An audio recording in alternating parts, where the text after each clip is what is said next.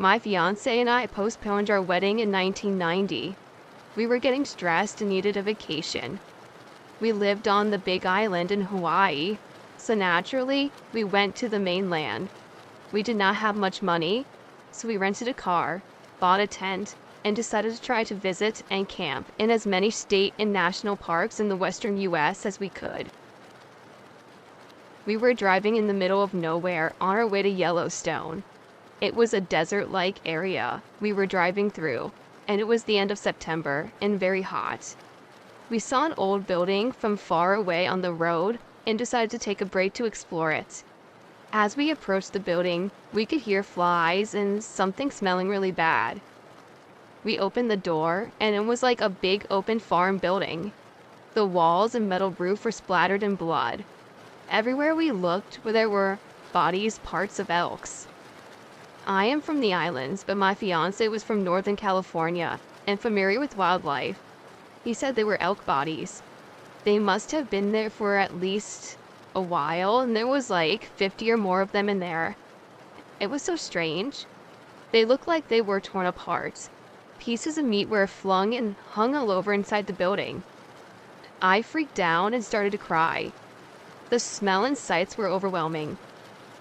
My fiance said he couldn't understand it, because it was not like they were being processed for collecting meat or horns or anything. All the parts were still there, and he said it looked like they were torn apart, not cut with a knife. I had to go. I felt like I was in shock. My fiance refused to let me call the police. He said he did not want to get involved. He said it must be the work of crazy poachers. A few miles later, we entered Yellowstone National Park, where as usual, we chose an out-of-the-way campsite. We were on high alert. So, as we had been listening to news stories on the radio about a female hiker camping in a remote part of the park alone, apparently she was torn apart by a grizzly bear. There were few details about the attack, and I'm still unable to find any written reports on the event anywhere online, which is weird, because we heard the news report over the radio for several days before getting to the park. We had a campsite with a bathroom nearby and a barbecue. There were very few people in the park, and no one camping near us. There were signs everywhere warning people to be careful with food stores because of the bears. We had a couple of beers and went to sleep in the tent. I also got hungry after dinner and decided to take a bag of pears into the tent, thinking that if I put it under my pillow, that no animals would smell it there. Remember, I'm from Hawaii and we do not have wild animals there.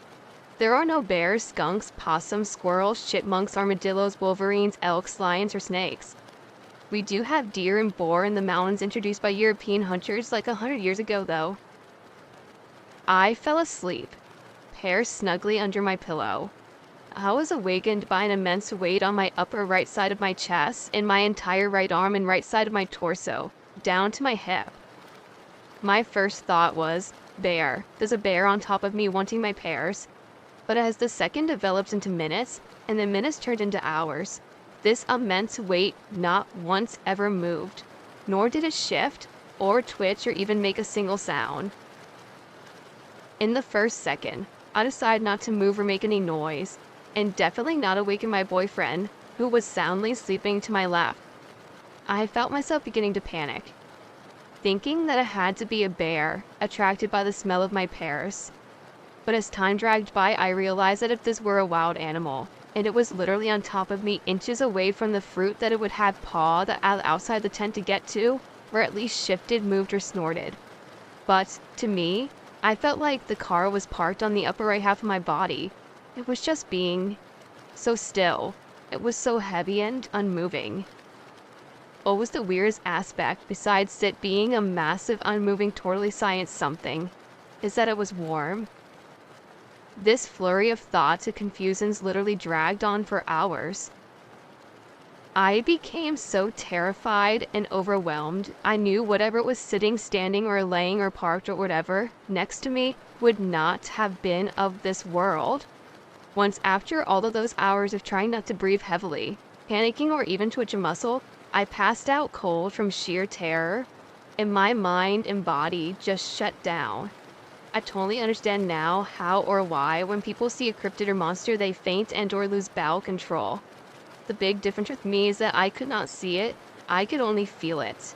And thinking it was a grizzly bear that could use its razor-like teeth and claws to easily get into that tent, it made it so much more confusing. When I awoke the next day, my fiance was already up. I told him where it happened, and I was completely freaked out. I checked the tent for any marks or signs of something on the fabric, but there was nothing. There were also no suspicious paw prints or footprints around the tent or campsite. Instead of listening to my story, my fiance stopped me and he started getting on my case and scolding me for those pears. I was totally still freaked out and wanted to leave. My right arm and right side of my body were aching.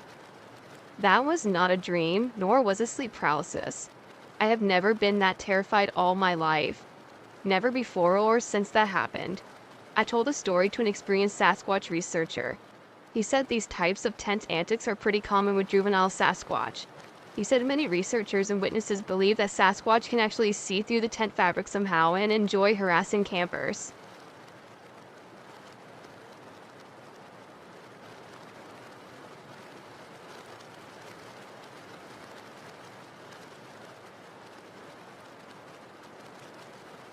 When I was about 11 or 12, we lived in a small house made of mud and stone, a lot like our house now. It was two of my brothers and I in the house. Everyone else had gone to James' feast and left us to tend to the sheep. We were getting ready for bed when we heard the dogs going crazy outside. Thinking it was nothing more than coyotes howling in the distance, we told them to be quiet.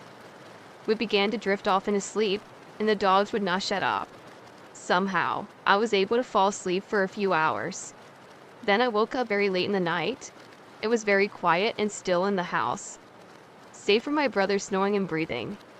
I realized I need to use the outhouse to wake up my brother to take me there. He teased me about being scared, which I certainly was. We went out with our flashlight to the outhouse. The dogs began with their crazed barking out in the sagebrush, going from one place to the next. My brother went first and I waited for him outside. While waiting, I tried to follow the dogs with my flashlight. Suddenly, there was a very loud whine from one of the dogs. Then everything went quiet again. It was really too quiet for that time of year. Not even the sheep were making noise. Suddenly, I heard a few of the dogs going completely mad by the truck. When I looked over, there was this man. He was unbelievably tall, leaning one arm on the cab of the roof truck. He was looking at the dogs for a little, and then suddenly kicking one of them. They all scattered in different directions. The thing looked up at me, and I saw its face. It had a pure white face like a full moon, two burning red eyes, and a slight smile that was pure black. I could not move or make a sound. It began to walk toward me with long strides until it finally towered over me. All I began to see was a dark red, like a color of blood when you cut the throat of a sheep. I kept getting deeper and deeper into his eyes. I can faintly hear my brother coming out of the outhouse. With this, the thing looked up at him. Reality came rushing back to me. I noticed that my brother was too distracted with his buckle to realize what was going on. I also noticed this thing's long hands hovering just inches from my head. Its skin was black ash and he smelled like a bloated dead animal in the summer. I was still unable to move or speak. The thing moved in, so went towards my brother. Finally noticing this figure, my brother became paralyzed as I was. Closer and closer it drew, reaching an arm out towards my brother's head. Something finally snapped in me and I became unbearably angry. I broke from the trance and lunged at it, raising my arms like a wild animal and baring my teeth at it. A growl came out that I never knew I could make. I became more and more angrier at the thing that it was trying to hurt us. It kept that smile at first, but the angrier I got, the more the smile faded. Finally, with everything I had, I began to make a primal roar at it. It fell backwards and ran away into the night. Looking back at me, its eyes were dim and dull. Its smile was gone now. The next morning, my family returned to the feast. After relaying my story to my parents, they quickly went and hired a medicine man.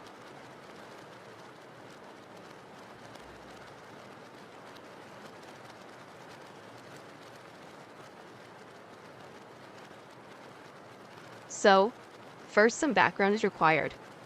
I live in a small forest town, technically a village, in Massachusetts, just north of Boston. The elementary school had this event every fall called the Fall Fundown. There's always food and stuff there for kids to run around outside. It used to be a super good time. Anyways, my friend, who's a couple years older than me, told me how 5 years ago this girl wandered off into the woods by the baseball field behind the school. Those woods are huge as shit, and she was in there for like hours. Nobody knew where she went, and there was a mini panic. When she finally came out, she was crying and couldn't talk about what happened. She literally hasn't been the same since. Not even now in high school. She changed in a huge way. So here's the other part. There have now been 2 sightings of a strange creature scampering up the tree and disappearing. One by the same friend on his own a couple years ago in this woods the girl got lost in. He described a dog-looking creature with primate arms. It climbed up a tree super quick and he couldn't find it again. A couple months ago, I was walking in some nearby woods with my friends, and we saw this massive, whitish gray blur run up a tree and disappear. It was way bigger than any squirrel or something we could have mistaken it as, and we thought it looked doggish. That was before I heard the stories from my other friend. We always hear howling in both woods areas as well, which was probably coyotes, but it kinda makes you wonder, you know? I'm very, very sure there's something out there, but I have no idea what it could possibly be. Definitely not someone's pet or lone coyote. I have one more story if you're interested. I'm just less sure on that one because we saw 2 shining eyes watching us in the woods at night. If you guys have any ideas, please share them.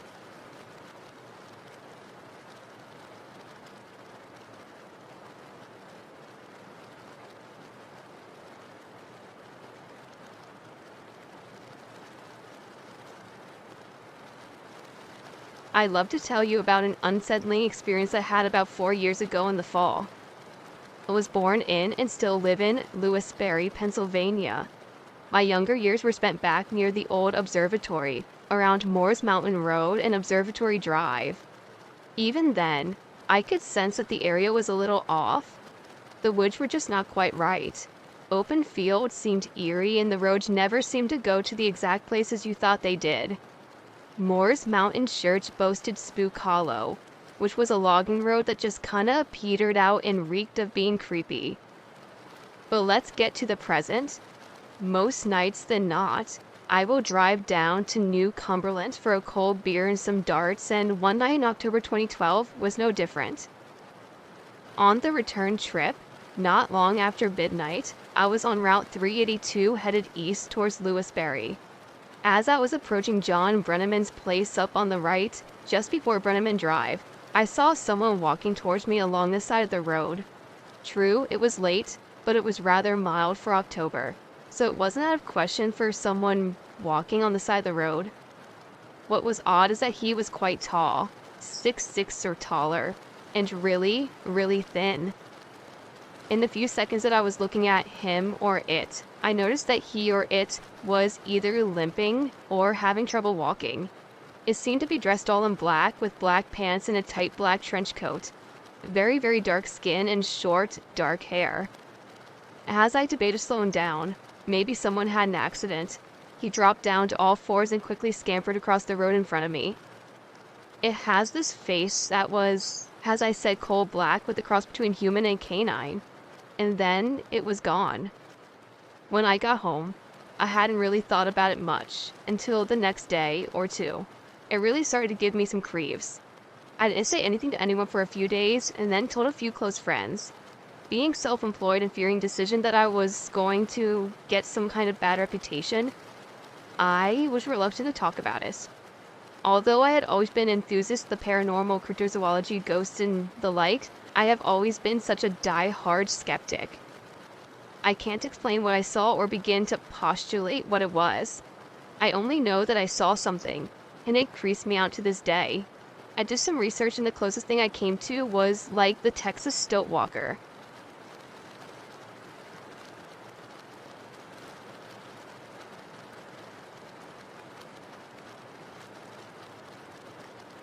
After a stressful day at work, I had gone over to a friend's apartment to shoot the breeze, eat some food, and play a few games on my friend's PS4. It was getting late and I had to be up fairly early the next day. My friend walked me to the parking lot to my car.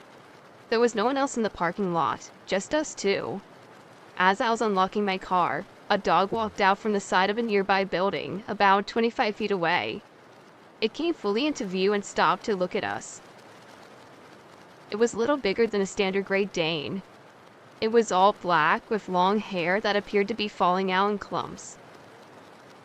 It had long ears and a long, scraggly tail.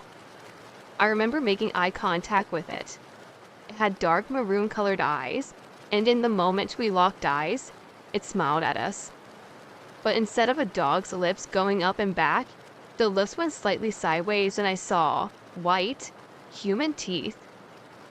I recall suddenly getting a feeling of dread and fear. I felt like it was something disguised as a dog and pretending to be a dog. But it wasn't a dog, I'm certain of it. The energy coming off this thing didn't feel dog-like. I don't know how else to describe it, but my hair went up on end. It turned around from us and began limping slowly back around the corner from where it had stepped out from. It seemed to have most of its weight on its front legs, walking with a hunched back, and then it was limping away. I noticed its rear left foot was wrapped in a blue gauze, and it looked very odd. The heel was actually parallel to the ground. I'm unsure if my friend saw exactly what I saw, but she suddenly said, "It's leaving, let's follow it." And she ran after the damn thing, after it disappeared around the corner. I remember being scared for my friend, so I went sprinting after her. I rounded the corner to find my friend looking around confused. The dog thing was gone. At the rate that it was walking and limping, and given the close proximity to us, which again was no more than 25 feet, there was no way that it could have disappeared that quickly. The air was suddenly extremely cold, even for South Texas in January. My teeth were chattering and I told my friend to quickly go back to her apartment, lock the door, and stay inside. I warned her that that thing was not a dog, and told her that I'd text her when I got home. Once safe at home, I texted my friend and thought that everything was going to be okay and that would be the end of it. But even as I settled into bed, my heart was racing. It didn't help that at around 12 a.m. there was a low whistling right outside my window.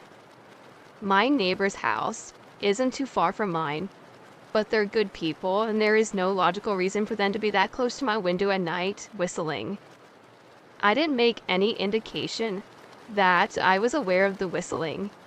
It wasn't even musical, just the sort of whistle when someone is trying to get the attention of somebody else. Eventually, the whistling stopped and I heard nothing else. I had trouble sleeping. I haven't seen anything or experienced anything like that since. And my big question is, what was that thing?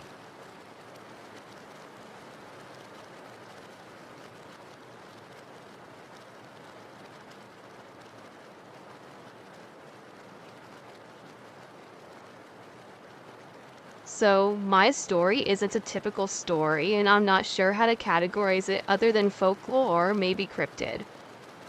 So a few years ago, me and my boyfriend broke up and he started dating a girl that in our small town was a self-proclaimed witch or lakuza. In Hispanic folklore, it's some sort of shapeshifter. She would hold parties that involved certain rituals and sacrifices. She had many cats that would die mysteriously. And if you know anything about cats, is that they don't die easily. She had about 5 cats die within a year, just randomly with no real explanation. Anyway, I often have vivid dreams when I was younger. This time, I fell asleep on the couch and had a very vivid dream about the same girl. She had this evil expression on her face, and she had spoken to me. It felt like she was delivering a direct message. So when I woke up, I told my mom that I needed to talk to her, for I didn't want to speak about it in front of my dad or boyfriend, since they would disregard the supernatural. We drove to a gas station a few miles down the road from our subdivision, and I explained the dream. We spoke about it for maybe 20 minutes before returning to our house. On the way back, on the street before mine, I saw a dark figure on the side of the road. I leaned in, focusing on it since it caught my attention. Now, most times I disregard it as just a person walking, but this time it was different. It was like something was forcing me to notice. It was maybe 2 feet tall, and suddenly turned to face me. When it did, I realized it was an owl. but it was too large to be an owl, and the face was more like a woman's. It had pale skin. Its eyes were human-like, but there were no color or white to them. It had a hooked beak like a bird. This thing's eyes were pitch black, and it pierced right through me. It freaked me the fuck out. I was instantly filled with dread and overwhelming fear. I began panicking and asking if my mom had seen it too. She said no. She stopped the car and reversed. I looked back in the meantime, but I didn't see it anymore. My heart dropped in my stomach when I didn't see it. I would have felt better knowing where it had gone. It all happened in slow motion for me, but in reality it took all of 10 seconds to pass by. We sat there for a few minutes as I explained what I saw, but my mom said she never saw it. She explained to me what it was exactly and how her dad, my grandpa, had showed her one and her siblings when they were kids. They fly around and whistle like a human would, and if you whistle back, you're answering it and it'll come after you. I wish I could say that's all that happened, but it wasn't. Later that night at around 11 or so, me and my boyfriend were watching a movie when we heard a loud thud on the roof. We looked at each other like, what the fuck? He muted the TV and we listened for a few seconds, and we could hear something moving around. It sounded like scratching noises or scraping against the roof. I began crying and telling him what happened earlier. I hadn't told him because I thought he'd think I was imagining things. Him being a skeptic of the supernatural. He got up because our room was at the front of the house. He exited our room, walked past our foyer, and out the front door. He backed into the driveway and looked up on the roof, but said whatever it was gone by now. We never figured it out. It was very strange and a creepy occurrence. It still haunts me to this very day.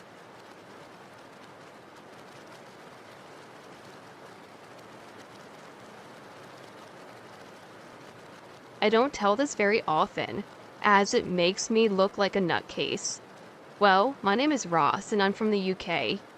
Years ago, I used to work in a Blockbuster video store, so that gives you an approximate date as they don't exist anymore. Well, it was a Wednesday morning. I know that because deliveries were always on Wednesdays, and there had been a massive delivery.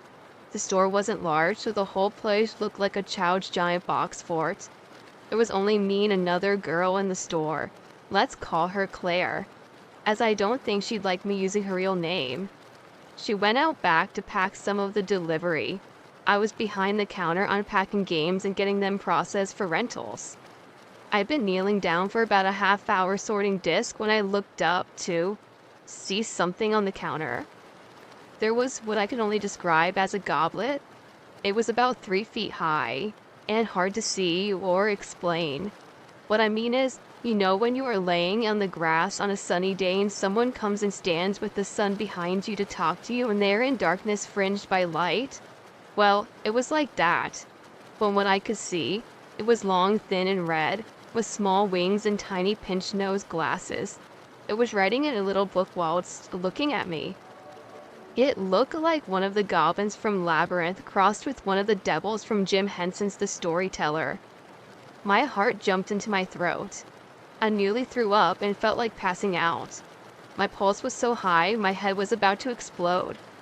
It calmly put his pencil down, and the side of his notebook, looked over his glasses at me, winked, and disappeared. Seconds later, Claire came out of the back office. She looked at me and said, "Do you feel alright? You look pale and like you've seen a ghost." I muttered I was fine and made some excuse to go into the back office. There I sat drinking coffee for about an hour till my hands stopped shaking. No one has ever believed me about this. They just look at me like I'm insane and move on. One thing that's always bothered me though. What was it writing in that book?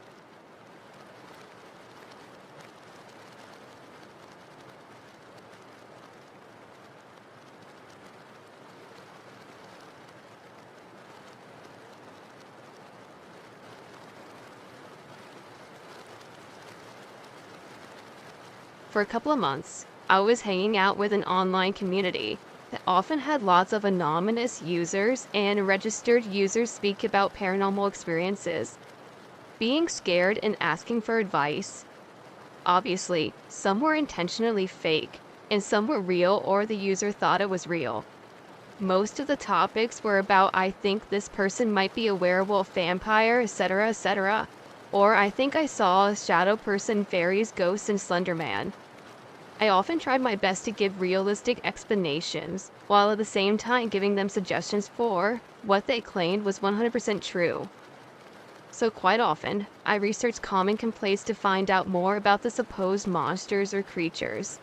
And then I came upon the Topa effect explanation for Slenderman being possibly real. Personally, I think the Topa effect is BS. For if it could really create an entity based on belief, where is the Abrahamic God? As in, why isn't he interacting a lot more with people? So I was pondering, what if the Topo effect was real and Slenderman was powered by it? What would simply not believing in him do to him? And a few days later, I was still pondering. It was late, probably about 12 a.m., so I thought it was time for bed. I have a presentation I have to give tomorrow. I definitely don't want to be sleep deprived. Though, as I was laying in bed, I was just getting a weird feeling from my window, almost as if something was following me. I couldn't see anything at the time, it was too dark, and I wasn't about to get up to check it out, so I continued to try to sleep. After a few minutes later, my eyes are open, and I see Slender Man in my room. I say to its face, or lack thereof, "You aren't real," and then start to think as strong as I can about him not being real. So at this point, he turns into a black mist and starts to choke me. Things go black, and then the next thing I know, I am unconscious. Or so I thought. I looked around my room and saw nothing there. But the dread remained. I'm not sure what happened next, though I remember waking up again. At this point, I am concerned, since I am logically thinking that this is just a dream, but I don't know what's going on, and I am having these weird, seemingly random blackouts and awakenings. So I go to the washroom, and then back to my bed to sleep. I think Slenderman appeared again, but this time a woman appeared and drove him off, almost as if it was scared of her. I didn't get a good look at her, so all I know is that her hair was black as black can be. She ended up grabbing my back as I laid in bed, and held me. It felt like she was trying to shelter me, almost like when a parent holds their child in bed, trying to make them feel safe. I think I ended up falling asleep during that. Later that night, I woke up again, and there was something eating a snack. I think some other weird stuff happened with a few more awakenings and false awakenings, but it was just plain weird. I have literally no clue what happened that night. There is only one thing I can't confirm, is that I was actually awake, and especially when I went and got a snack, since there was a wrapper left behind. But aside from that, I honestly can't say for certain what was a dream and what wasn't.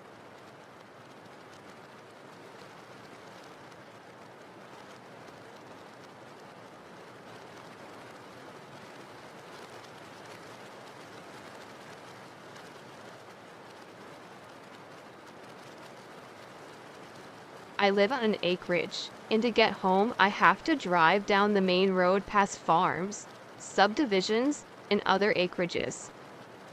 It was a month and a half ago in August that I was driving home from work at midnight. In one of those ditches, when I was maybe about 500 meters away, my high beams illuminated a wolf's head and eyes. It was moving slightly, as though we're eating something or sniffing for something, but my lights didn't show me what.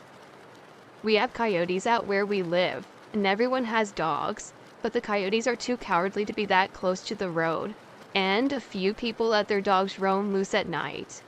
Most importantly, it was too big for a coyote or a dog. It was even too big for a wolf. It looked like the size of a bear. As I got closer, it stood up to about the height of a man, maybe a little taller, and moved towards me. And at this point, I passed it at 100 kilometers and didn't look back, too scared to try and to think of what it really was. This sighting was only about 3 kilometers from my house, so I noped inside the moment I pulled into the driveway. I am fully convinced I saw a werewolf.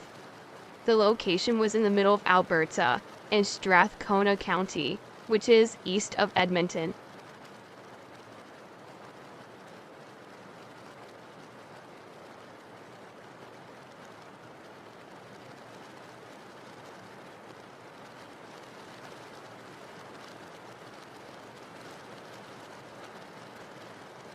I saw something on Monday night that still has me totally shaken to my very core.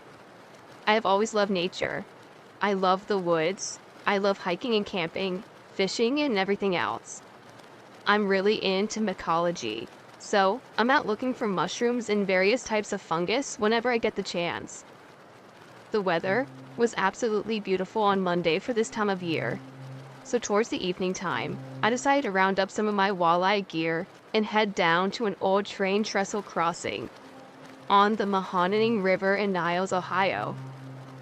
I had parked my car about 1.5 miles from the trestle, so I could walk by the tracks and hit a few of the spots along the river on my way down there. By the time I reached the trestle, it was pretty much dark. I was wearing a headlamp at the time so I could see. At this location, there is a lake directly across the river, which the two are connected by a small overhead dam. I was there for 15 minutes, when all of a sudden this overwhelming feeling of dread came over me. I switched my headlamp on to turn around to start back up the riverbank, and right behind a big sycamore tree, I saw what looked to be a very, very large animal. It was kind of kneeling beside it and behind it. As I locked my eyes on it, I completely froze. I knew I was definitely seeing something there, but my mind couldn't process it. What was I looking at? It didn't make any sense. The thing that I kept saying to myself is, animals aren't supposed to look like that. Right as I'm thinking this, it's as if this thing read my mind, stood up, and made itself perfectly visible in the most pretentious way possible. It almost had this vibe, like, yeah, now you see me, you know I'm real and I definitely exist. What are you gonna do about it? As soon as it happened, it kind of hunched over and made its way into the brush. It was out of there in like a flash. As soon as my feet hit the tracks, I ran, and I ran the entire way back to my car without stopping. By the time I reached my car, I couldn't breathe. Both my legs were locked up. I was vomiting, and somewhere in between the encounter and running away, I had pissed myself. It's early Friday morning now, and I think I've only slept for about 6 or 7 hours altogether. I've been consistently searching YouTube and all kinds of stuff, listening to eyewitness accounts, and it sounds like these things are encountered quite often. I've heard of the dog man before, but never really took it seriously, before the night of this encounter anyway. I would always picture a dog man to look like a skittish coyote-looking creature man. I love the woods and I love nature. The woods for me have always been a safe haven that I could venture into to escape stress at work, bills, relationships, etc. I could always take a nice long hike, go fishing or foraging, and come home feeling 75% better. Now, I feel like I was threatened and kicked out of my second home. The only thing I can do is just try to understand what it was.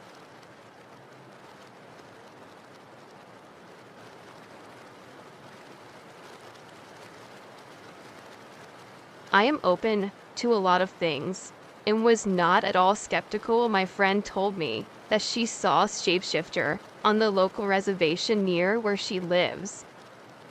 She delivers newspapers, and I helped her out for a month after she had some surgery done. We would walk and talk about folklore and the customs and traditions, because I've always been interested in that sort of thing, but never knew much about this particular tribe due to a lot of different things. She would tell me about seeing this big black dog on occasion, and when she would blink or look away, and then look back, it would be a woman. Always the same woman, just different ages. If it was anyone else telling me this, I would have thought it was a trick of the light or being tired or etc. But from her, I believed it. One night, when I was with her, we put up to a man and woman. We always offer papers to the homeless or people walking around because you'd be amazed at how happy some people get just by the gesture of it alone. They both accepted the paper, and when the woman grabbed hers, my friend teased and I just froze. She was very nice in the 10-second interaction we had, but it was almost like she had sent a tendril of energy up my friend's arm and around the cab of the truck as if to say, I know you know, but don't mess with me. But not in a menacing manner, just to pretty much like a warning shot of a gun. After they had walked away, we were heading up my road, and my friend had stated that she was the wolf woman, and if I had felt that she did, and I nodded to her. We spent the next hour in silence, still feeling it roll through us. My friend got the full brunt of it, and I'm sure that I got a pretty powerful kickback as well. It was like a light electricity arcing and dancing from nerve to nerve, creating goosebumps and shivers on occasion. It wasn't overall a bad experience at all, rather the opposite. Just not really something you'd expect to happen as casually as it did. I really miss going out on that route. Always something interesting, but that was the first time in a long time that I was reminded of the universe as being bigger than we think it is.